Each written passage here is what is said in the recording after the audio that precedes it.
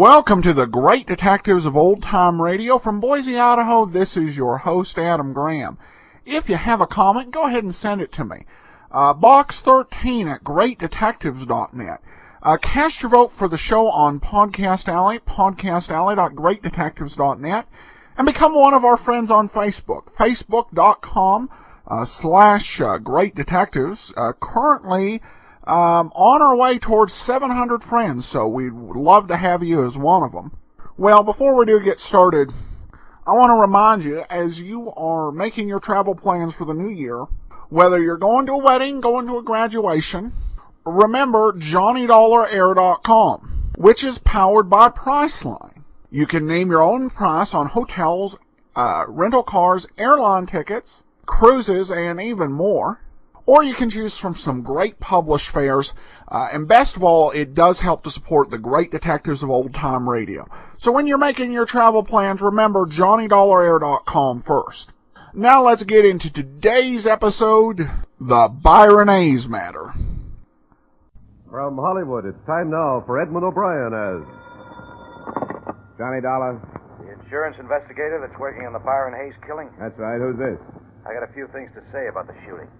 I can't say them to the police, but if you level with me, maybe I can say them to you. All right. But I've got to be sure of you, too. Who are you, and how'd you find out about me? One of the papers mentioned that you'd come to New York. I guess you've read about me, too. I'm what they call the chief suspect, object of a widespread search. Roy Corona? That's right. Now, do you want to talk to me? Sure, Roy. Anytime you say. I thought so. I'm going to give the phone to a friend that's with me. He'll tell you where to go and what to do so he can pick you up.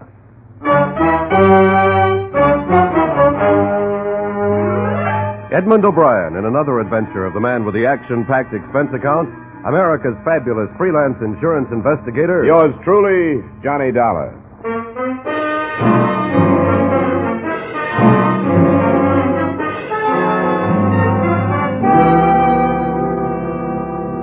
Expense account submitted by Special Investigator Johnny Dollar to Home Office, Corinthian All Risk Insurance Company. The following is an accounting of expenditures during my investigation of the Byron Hayes matter. Expense account item 1, $12, transportation from Hartford to New York. There wasn't much to be done that first day. The police had their theory on who had killed Hayes, and I hadn't had time to form mine. And then that evening, I received a phone call from a man who called himself Roy Corona, the basis of the police theory. 20 minutes later, according to instructions, I was standing on a 7th Avenue street corner holding a copy of Life magazine in front of my face so I'd be recognized.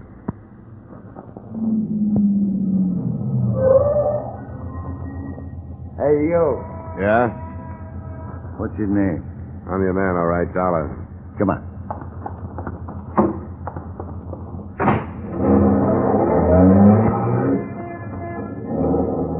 How are you, Dollar? All right. You didn't do anything I told you not to on the phone, did you? I told you I wouldn't do anything, didn't I? A lot of people make a lot of promises they don't keep. Maybe so. Well, I guess all I can do is either trust you or drive fast enough and far enough to shake a tail if I don't trust you. Or you can drop me if you don't want to go through with this. I didn't ask to come, you know. That's right. And I don't think you should have been asked.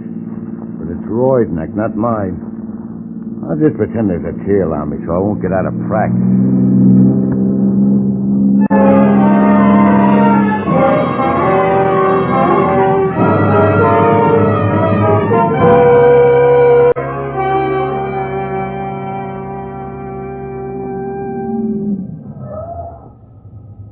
The doorway next to the poultry store there. Thanks for the ride. It's on the ground floor, second door back. Tell Roy I'll sit out here for a minute and then park the car. Sure. Tell him I'll be in a little while. Yeah.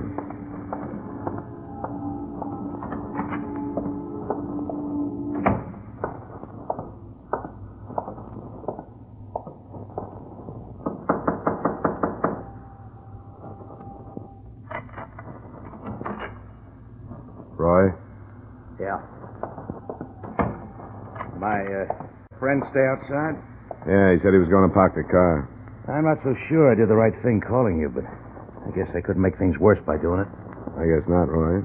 They want you real bad. Sure they do, because I'm a natural. Once you've been in prison, you're a natural for anything. There's more to it than that, isn't there? According to the papers, yeah, but not really. I didn't kill this Hayes guy. I didn't even know him. The police don't seem to think that's important. They figure that a guy who spends 2 years in a prison comes out to find his girl mixed up with a lot of men. It's going to get knocked off balance. Yeah, I guess that part of it's true. It did hit me pretty hard, but not hard enough to make me kill anybody. They think it did. Hayes was one of the men you lost your girl to, so they figure you wouldn't have to know him to kill him. That you were waiting outside her apartment when Hayes came out, you blasted him. Sure, they got it all worked out. The only thing wrong with it is that it ain't true. They don't care about that, but I do.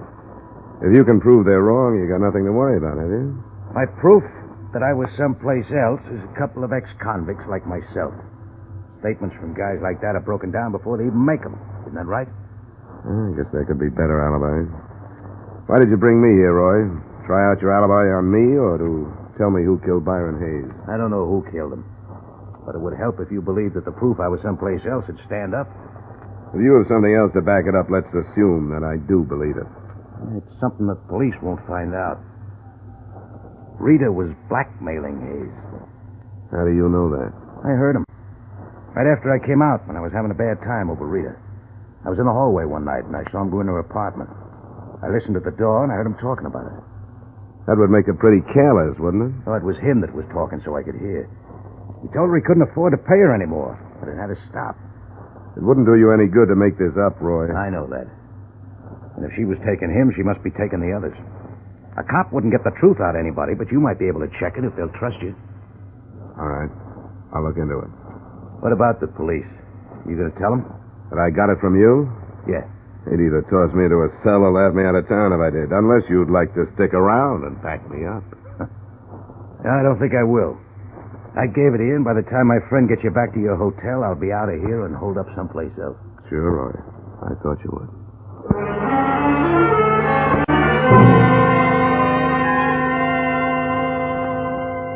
The only reason the tip from the number one suspect meant anything to me was that to date, no progress at all had been made. Rita Cobb, outside whose door Hayes had been killed, said she'd known him only casually, that he'd just dropped in. Nobody else could be found who knew about the association, and even the widow, Agnes Hayes, said she had never heard of Rita Cobb. After I was dropped at the hotel, I decided to try out the new lead on the widow first. I've told the police everything I know, Mr. Dollar. I'm afraid it wasn't very much, Mrs. Hayes, and I wondered if there might not be something you didn't tell them because you didn't want to. What do you mean? I'm not a policeman. There are no reporters around. Everything you say to me will be kept in confidence. Mrs. Hayes, didn't you really know that your husband was seeing Rita Cobb? If I'd thought he was, do you think I wouldn't have done something about it? You didn't suspect anything? No. Even now, I don't think he was seeing her, as you put it. Do you know why he would have dropped in to see her, as she said he did? No. I knew nothing about it. Oh, please, Mr. Dollar, you must understand that this has been very difficult for me. Yes, of course it has. As far as I'm concerned, my husband always was a man above question. His friends, his business associates, everybody looked up to him. I looked up to him. And now you and the others ask me to believe that he knew this woman. She said as much? No, she was lying. There must be something else she's hiding. She's saying she knew Byron to hide something else. She didn't know him. She's lying. We'll learn the truth, Mrs. Hayes. Someone told me that Rita Cobb was blackmailing your husband. That's not true. That he was heard saying he couldn't pay her anymore. It's not true. Why should he pay her anything? He didn't know her. All right, Mrs. Hayes. I only wanted to tell you what somebody said. It's not true. All right, Mrs. Hayes.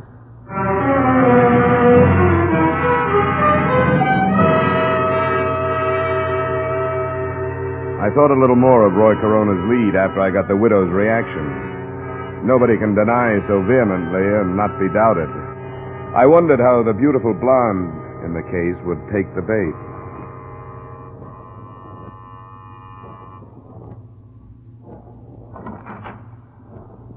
Hello, Miss Cobb.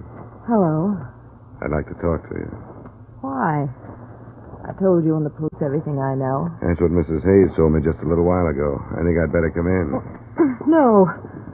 You have no right to do this. I suppose not, but you have no right to hold back information from the police either. I haven't held anything back. I want to be sure of that. So far, the police and I have been working completely blind. Nobody has known anything. Hayes is shot to death right outside your apartment, and nobody has the faintest idea why. Do you think I'm enjoying it? Do you think I like seeing my face plastered all over the papers labeled the mystery woman? Don't you think I'd like to see this cleared up? Would you like to see it come out that Hayes was more than a casual acquaintance of yours? I met him once or twice, that's all. Why did you say that? How many other casual acquaintances do you have? I don't understand. What about a man named Arnold Smith? How did you find out about him? That's not the point. I refuse to have the names of my friends dragged into this. It wouldn't do any good. Wouldn't do anything but hurt them. Arnold Smith is about the same kind of man Hayes was. Married, past middle age, good-sized bank account. Don't drag him into this. Please. How about your friend Earl Fisher? Married, past middle age, good-sized bank account. What did you learn about him? I've learned about 2 or 3 more of you men. The police know? Not yet. You're going to tell them? I may have to. I wish you wouldn't. I didn't mention them because I didn't think there was any reason to. None of them had anything to do with Byron. How did you know that? Because none of them knew about him. Because he was such a casual friend? No. I lied about that. But not to hide anything from the police. And why? I don't know. I was afraid to tell about him. I can see why. There are a lot of things that aren't being told about this. But it'll come out if everybody in town has to be dragged into it. Now think that over, Rita, in case you feel like coming clean.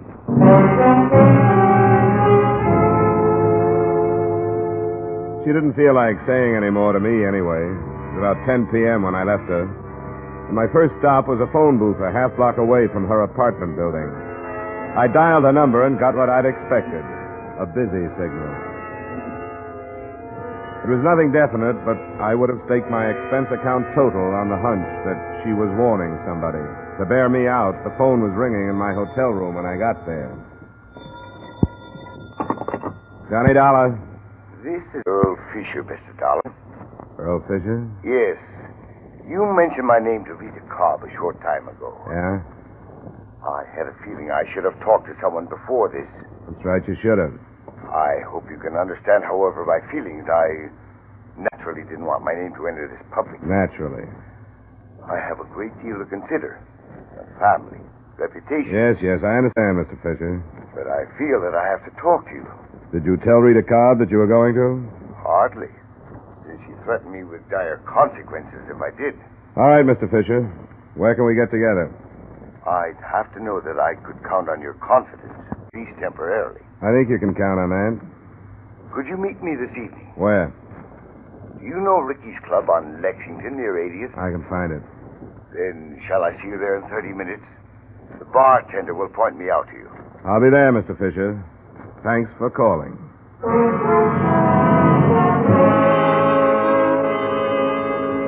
That was the first real result of the lead given to me by Roy Corona.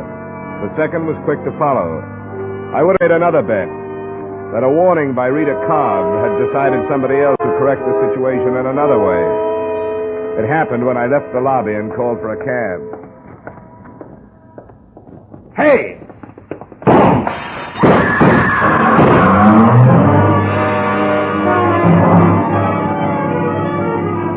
The shots came from a car, double parked. First I saw the pistol come out of the window. Then I dropped, and from a prone position, I heard the rest. And I remember lying there. I didn't wonder so much about who was shooting at me then. I wondered how many people in the city of Greater New York wanted to see me and my information out of the way.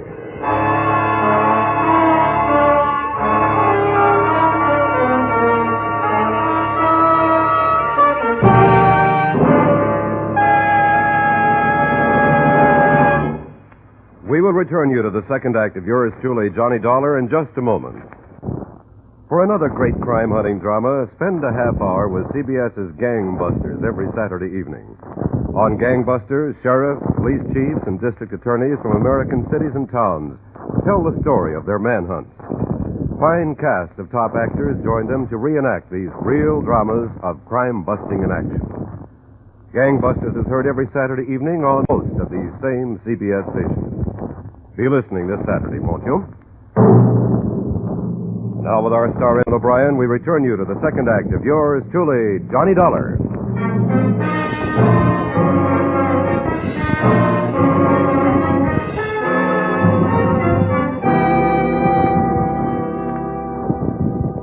I didn't want to talk to the police right then, but I didn't have a chance not to. A patrolman was on the scene almost before I could get up off the sidewalk. And 25 minutes later, I was in my room with the sergeant of detectives I'd met earlier in the case. What's going on, Dollar? Who's out after you? I think I was mistaken for somebody else. Now, you know better than that. I've got witnesses that for 10 minutes a car was double parked in front of this hotel. And that time, 4 or 5 men came out of that lobby. But the minute you step out, they open fire. Now, that doesn't sound like a mistake, does it? It still could be. Are you holding out anything, Dollar? I don't know who shot at me, if that's what you mean. That's only part of what I mean. I don't want anybody killed working on one of my cases. Now, what have you dug up? If you don't give it to me, I'm going to put you under wraps for your own good. Okay, Mayor. Oh, then you do have something. Well, I didn't think much of it at first. It was a lead on Rita Cobb. What kind of a lead? On what might really have gone on between her and Hayes. Where'd it come from? I took it to the widow first. She still denied knowing her husband was acquainted with the Cobb woman, but she may have realized that by admitting it, she'd be giving herself a motive. That's not new. No, but the possibility of blackmail is. And she could have known about that, too. Blackmail? Where'd that come from? I can't tell you, but I think it's worth something. I have a list of names. Men who might be on the same spot that Hayes was. Got it written down? Yeah, right here. Get this, Dollar. Names, addresses, and occupation. Sorry, I can't tell you that. You're going to refuse to answer police questions? Just that one. I'm not trying to hog your case, Sergeant Middleton, or trying to be hard to get along with. But you've got to understand. You must have given your word to an informer somewhere along the line. All right, we'll let it pass for now. Thanks. And I guess you understand, too, that you're probably holding the names of some potential suicides if you break this publicly right now. What about a potential killer? Do these men know you're onto them? I'm not sure how many. I tossed a couple of names at Rita, generalized the rest. Then one of them phoned me. When I was leaving the hotel, I was on my way to meet him. Probably baited you out onto the sidewalk. It could be. I couldn't tell where he was phoning from. Maybe right downstairs. Which one was he? This one, Earl Fisher. Married, family. Fairly big gun on the stock exchange. Motive enough to make a try on you? No proof that he fired the shots, but I'd pick up Rita Cobb as a material witness or something.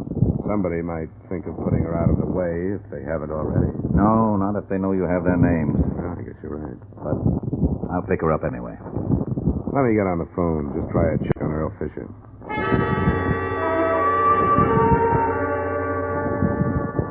I called the bar where Fisher said he'd meet me. The answer I got didn't do much to alibi him for the attempt on my life. The bartender told me that Fisher not only hadn't been there that night, but that he, the bartender, had never heard of him.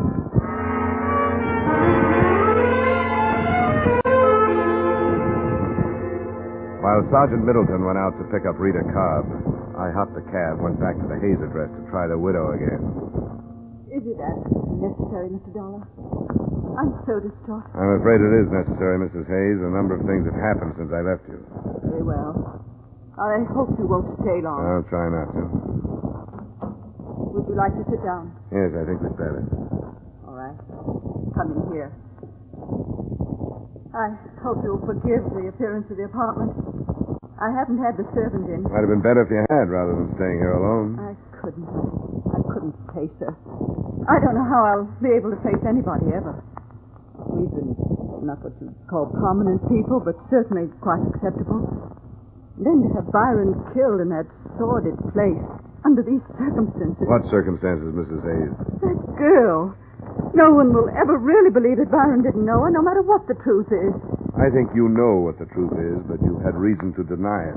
Now, what reason? What are you trying to save? Save? What is there to save now? I can't think of anything except what's left of your pride, Mrs. Hayes, if you'll excuse my saying so. You're a cruel young man. I don't like to be, but sometimes it's worse to be too kind. You've taken advantage of the police and me by holding back the truth for purely selfish reasons. Mr. Dollar. You're less interested in seeing your husband's death cleared up than you are in what your neighbors will think of you when the truth does come out. And it has come out. Mr. Dollar.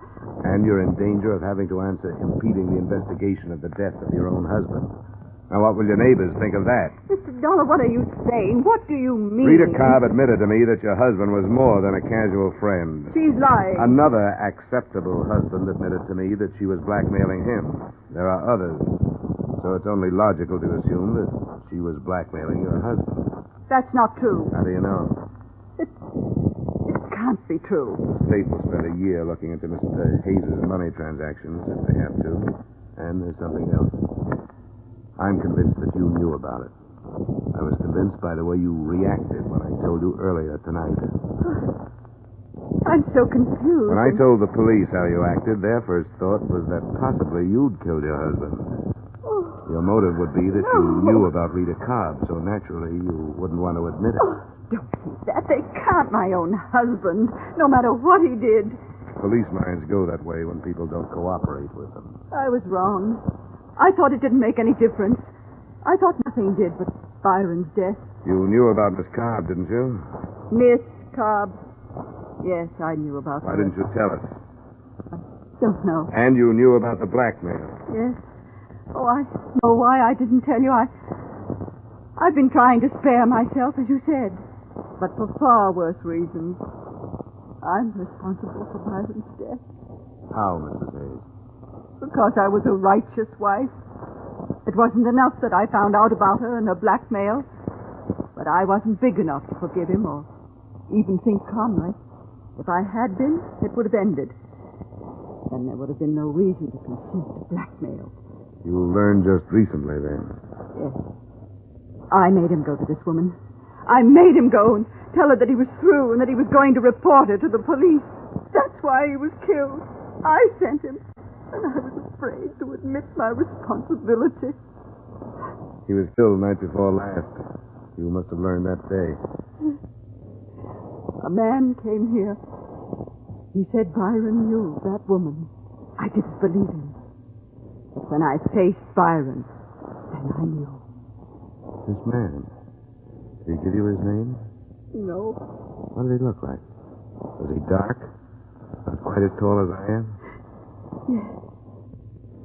Please go. I've told you. I've told you. Now I want you to go.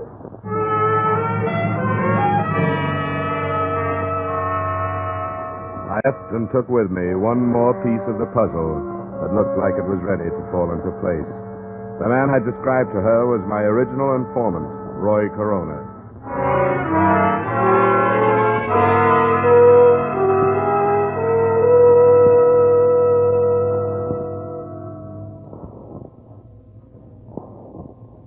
This is serious, Dollar. You shouldn't have met with Roy Corona without telling us about it. I don't think your best squad car could have tailed the guy that drove me, Sergeant.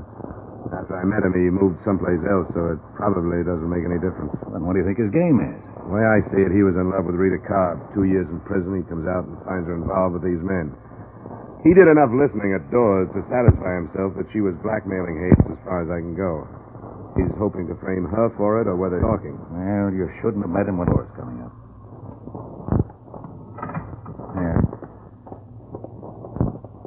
What did you bring me down here for? You're a witness, but looks like you're... What's downstairs? Some fast explaining, Rita. And Hayes. I told For you. blackmailing, hey? I found that out. It wasn't blackmail. I borrowed some money from Byron once in a while. That isn't what Roy Corona told Mrs. Hayes. Oh? I should have known. Well, I don't care what he told her. Go through just what happened the other night again. It's the same as before. Byron left, I heard some shots and ran out. Byron was lying there. You ran right out and didn't see anybody. That's right. You're sure you didn't see anybody? If I had, don't you think I'd say so? You didn't see Roy Corona? I wish I had. But I don't care what you've got on me. I'm not changing my story. I heard the shots, ran out, and Byron was lying there. Have you seen a lawyer? Is there a law against him? Are you sure you didn't run out first, then hear the shots, and then see him lying there? Are you asking me if I killed him? If you didn't, who did? I heard the shots, ran out, and he was lying there. We've figured out a motive for you now. Byron's wife got after him, made him come down to tell you he was going to turn you in. Didn't he say that? Turn me in? For what? Byron and I were good friends. He dropped in. So you prove that's what he said. We've got pretty good proof that you were blackmailing 5 men at least. Oh, I don't think you'll find anybody who'll say that's what it was. Yeah. You had enough, Dollar? I've had enough.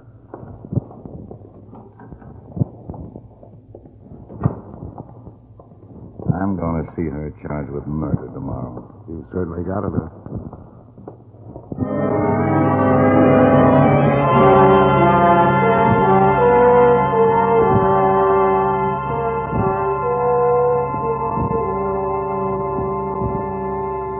That's the way things stood that night, and until my hotel room phone rang in the morning.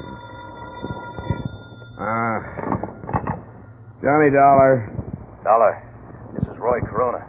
Yeah, what do you want? I read in the morning paper they're charging Rita with murder. That's right. She didn't do it. I did.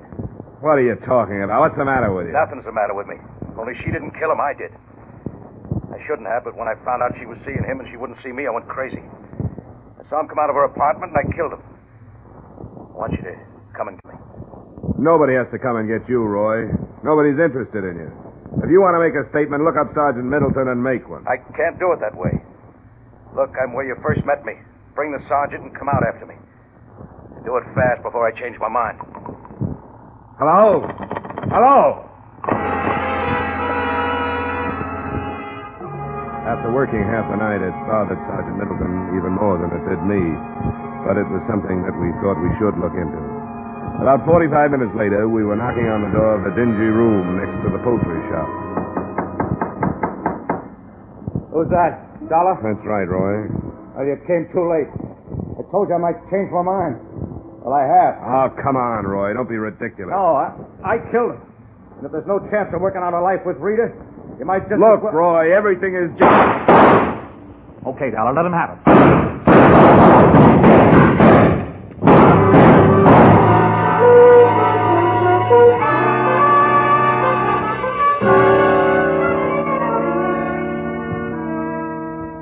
Roy Corona made a good try.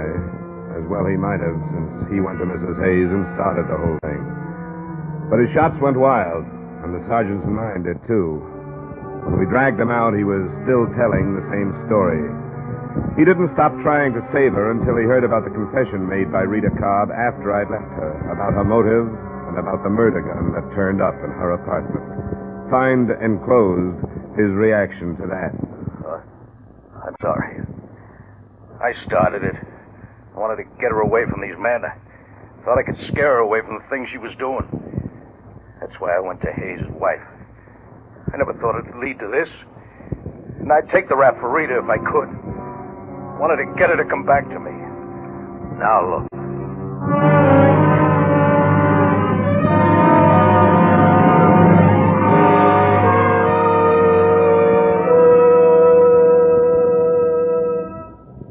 Expense account item 2, $140 miscellaneous expenses in New York. Item 3, same as item 1, transportation back to Hartford. Expense account total, $180.80. Remarks? Earl Fisher, the man suspected of shooting at me, was brought in for questioning. Because there was no proof, he survived that.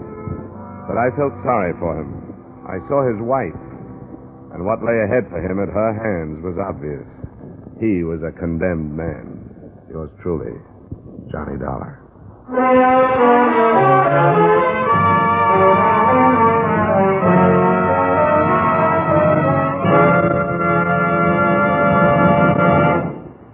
Yours truly, Johnny Dollar, stars Edmund O'Brien in the title role and is written by Gil Dowd with music by Wilbur Hatch. Edmund O'Brien's latest picture is a Paramount Pictures production, The Redhead and the Cowboy. Featured in tonight's cast were Jim Nusser, Lee Patrick, Gene Bates, Ed Begley, and Jack Moyles. Yours truly, Johnny Dollar, is produced and directed by Jaime Del Valle. This is Dick Cutting inviting you to join us next week at this time when Edmund O'Brien returns as... Yours truly, Johnny Dollar.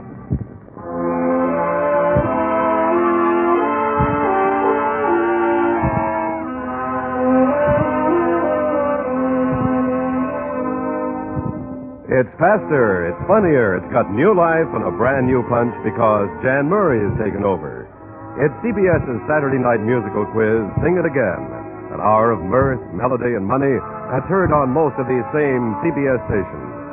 Yes, Jan Murray is your new host. Alan Dale, Judy Lynn, the Riddlers, and Ray Block are your music makers. And there are still loads and loads of cash for identifying the new Phantom voice. Be sure to hear the new Sing It Again, starring Jan Murray, tonight on CBS. Stay tuned now for Von Monroe's Caravan, which follows immediately on most of these same stations.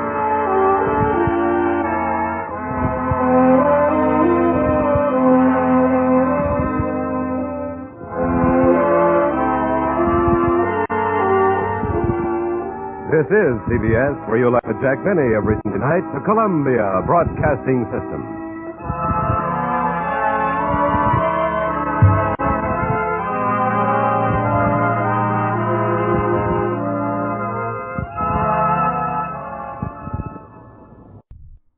Welcome back. Well, this was actually, I think, a pretty solid episode until about the last, 3.5 to 4 minutes. Perhaps the oddest scene was when the world's 3 worst marksmen got together. Because I'm imagining that scene at the door. And in my mind, the person who called Johnny is about 3 feet away from him and the sergeant. He pulls his gun and actually fires off several shots before the sergeant tells Johnny to let him have it. There are a few things I just couldn't buy. First of all, them being so close, firing all those bullets and nothing actually hitting. Secondly, that the police sergeant would have to say, "Give it to him." When somebody opens fire from that short a range, you're pulling out your gun. And then I guess that got me a little bit out of the story. So when he went ahead and he's told them he was attaching testimony of someone who had nothing to do with the crime to his report, I was kind of doubtful. Though thinking about it, it might make sense as he'd been the prime suspect at one point. But still, like I said, the 3 worst marksmen met. And of course, I didn't really feel much sympathy for the men in question in this story. But other than that, I thought the case worked right up until the end. Anyway, I hope you enjoyed the extras we had posted on the app for St. Patrick's Day. And they're also on the premium side as well. A couple of great Irish radio plays with Bob Bailey and Edmund O'Brien. All right, well, we turn now to listener comments and email, and we turn to Angie. And actually, I'm going to go somewhat out of order. She sent me 2 emails. I'm actually going to read the second one first, and the first one on Tuesday, because that had some stuff on Nero Wolfe. She said, but what about Bold Venture, Bogey and Bacall, pre-revolutionary Cuba, good mysteries, good music, good atmosphere? How can you go wrong? I've listened to quite a few episodes on other networks, mea culpa, and enjoyed them greatly. Just a suggestion. Well, thanks so much, Angie. In answer to the question, I like the idea of doing a series with Humphrey Bogart, but I've listened to several episodes, and it doesn't seem like really a detective or mystery series. It seems more like a mystery, not a mystery, but an adventure series. And that line can be kind of hard to delineate sometimes. Like a lot of episodes of Voyage of the Scarlet Queen, even though, it's technically a sea adventure series, could have very well have been a detective series. I've toyed around about doing a app series with shows that are near nigh detective stories, similar to but not quite. Just doing one of those regularly as an extra, like Voyage of the Scarlet Queen and Bold Venture. Just haven't had the time. But thanks so much for the comment, Angie. And we have one comment off Podcast Alley. Yes, Old Time Radio's #1. Indeed it is. And thank you so much for your support. We will be back on Monday with the Abbotts. And next Friday, another episode of yours truly, Johnny Dollar. Send your comments to box13@greatdetectives.net. Follow us over on Twitter at Radio Detectives. And become one of our friends on Facebook, facebook.com/Radio Detectives. From Boise, Idaho, this is your host, Adam Graham, signing off.